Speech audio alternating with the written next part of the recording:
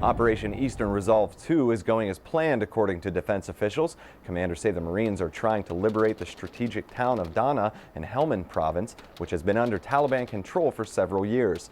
The latest offensive is part of a larger effort by coalition forces to increase security for the upcoming presidential election. Brigadier General Eric Tremblay, spokesman for NATO's International Security Assistance Forces, said Wednesday the perception of safety will lead to a stronger voter turnout on August 20th.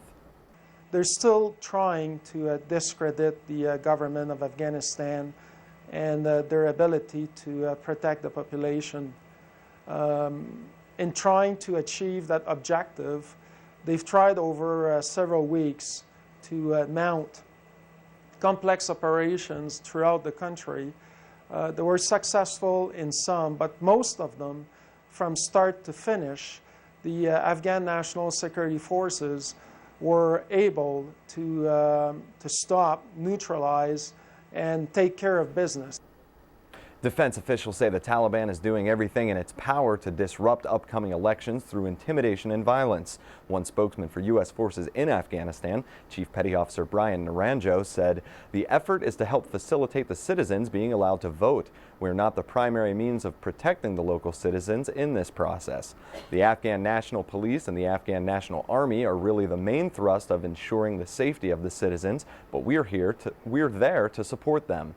He also said ongoing operations are in keeping with a directive issued by the top U.S. commander there to protect the Afghan people rather than simply hunting down Taliban insurgents.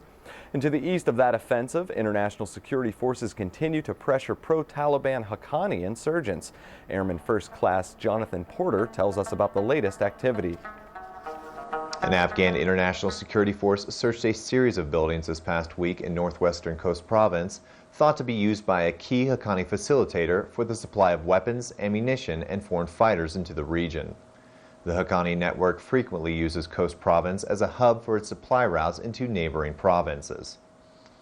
The Joint Security Force detained 4 suspected militants during the search and uncovered rocket-propelled grenade boosters and 1 AK-47 rifle. No Afghan international security force or members of the local population were injured during the operation. Reporting for the Pentagon Channel, I'm Airman First Class Jonathan Porter.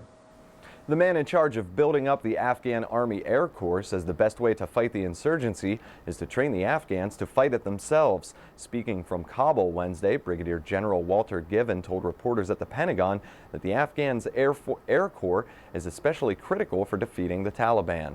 It needs air because of vast distances, a country about the size of Texas, forbidding terrain, the Hindu Kush Mountains right in the middle of the country and spreading throughout, a road system that is still in development and immature in many areas, really a lack of rail almost completely across the country, and then of course a threat you're very familiar with, the improvised explosive device.